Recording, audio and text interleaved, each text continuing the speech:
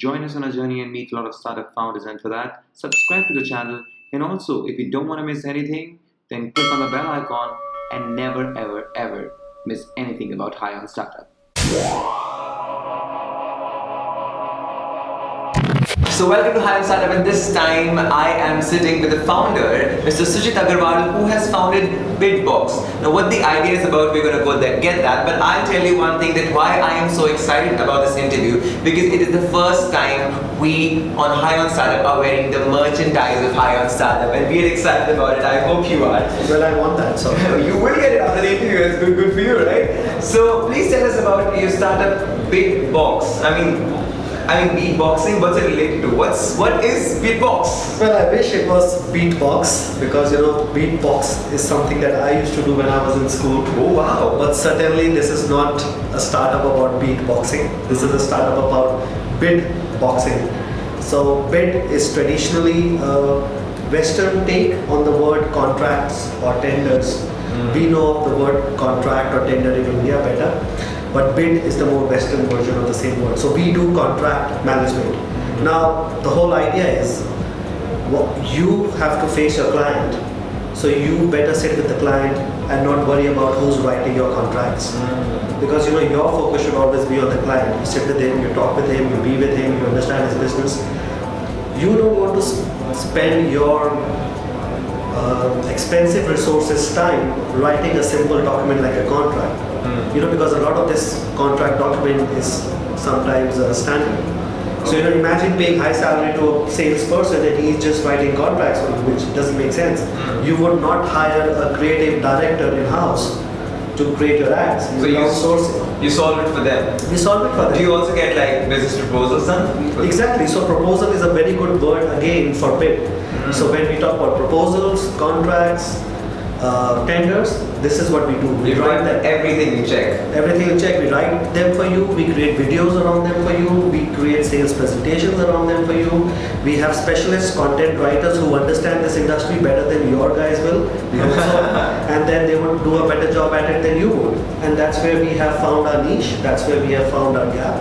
And we've taken up this idea from the Western world and brought it to India under the same BidBox name. Hands down agreed. That zeal speaks for itself. Yeah. But I want to know, when did you start it? Did you work in a corporate earlier? How many years has it been? It's a startup. What's the story? Well, okay, so to start with my story, I did work in the corporate world for about 14 years. Yes, I was an advertising professional. I was an event manager. Then I went into the digital marketing side of the corporate world. Over the years, I sort of started working on contract management for bigger companies like Nokia, Accenture, and Samsung. Wow. So what you have to understand about contracts is that they are a big deal in big industries like telecom, IT, defense. Their contracts are huge. Humongous, and you need a specialized team to write them down, to get them in place, and win the business. And if you win a business, we are talking about millions or billions of dollars. My God, you're kind of the guy who created this entire concept of BidBox out of the corporate. You worked there for 14 years and now, kaboom, you come up with this concept, which is, I like it very much. Yeah, so the concept actually was in our minds, me and my colleague, at that point in time when we were working together. No.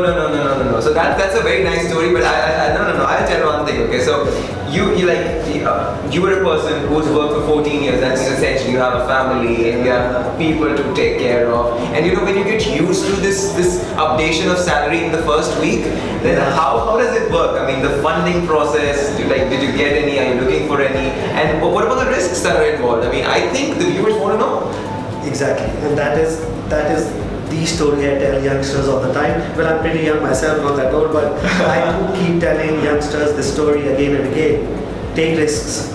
Yes, when you are in a salary structure sort of an environment, you expect a check coming into the bank almost at the end of every month. Yeah. You know where your comfort is. You know you can spend on that iPad. You know you can spend on that fashionable accessory because the next check is coming in. Imagine me, after 14 years of rigorous corporate experience and work, I was at a top level of my game.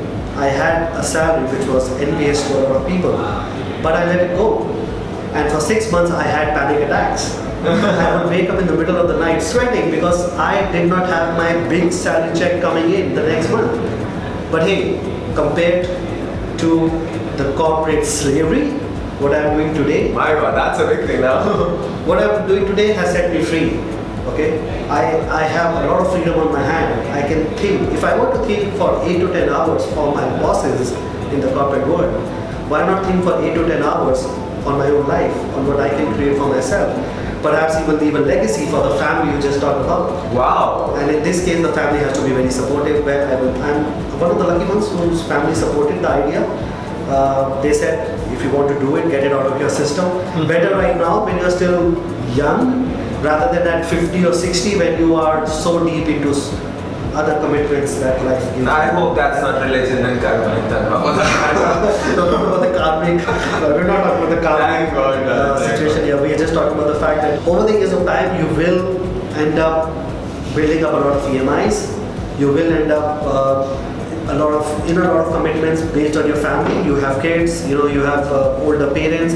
So it will become difficult for you to take that risk later on. I'm so jealous of people who can do this at 25, who did a startup at 22 or even at 18.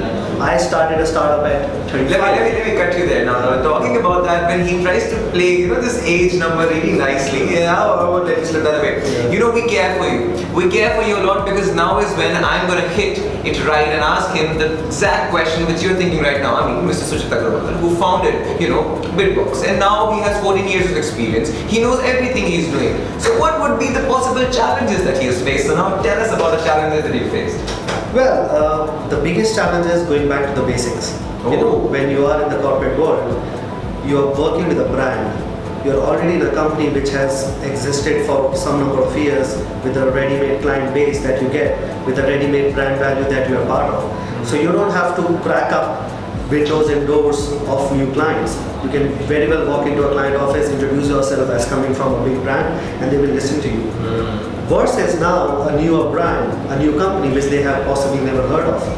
Will they even answer to you on the phone? Will they even let you in their first door of entry? The receptionist would not even look at you twice, unless you are better looking than I am. So the point is, that is the challenge. Going back to the basics, picking up the phone, making sure you get that business meeting, making sure you crack that business meeting, and hey, we are BidBox. We are supposed to teach you how to win contracts and how to win businesses. And you do it that first. And we have to do it for ourselves first. It's like SEO. If you are the guy who is doing SEO, your name should be on the top of the group. Exactly. So that was the biggest challenge professionally. Personally, I told you, the salary checks, the comfortable life, the friends, the colleagues, a lot of them disappear. But be sure that will come around for him once he gets it settled for his family, which will. And so now I'll ask you, we've had a very, very, very, very fruitful conversation today. But my question is, so yours is a business-to-business product, essentially, right? So the service you provide to them. What would you want to say to the people, those who essentially should not do something in business-to-business deals? What is it that people, those who are working in business to business, the basic mistake that they make the most amount of time? I think that would be a great advice from your side. Well, I would say it is again going back to the basics. You have to understand your client's requirement. You have to understand what the client needs. You can't just keep on talking about yourself. Exactly. You can't say, hey, I'm great at what I do. I'm the best at what I do. I will give you all the solutions you could ask for in your life. No. Listen to them. Listen to them. Understand what they are really trying to get out of you. What is it that they really want from you? Build your proposal, build your contract, build your sales pitch around that. And that is a sure shot winner for my clients and for myself. And when you get these sure shot orders, what do you need to get high on? Beer? No, we get high on startups. Amazing. It was an incredible conversation we had with Mr. Suchit Aggarwal. And if you want to check out BidBox, you can go down in the link below because I mention it always. And you know what? Subscribe to our channel if you want to get to know about more amazing founders who probably have 14 years of experience but they make the right choice to start their startup.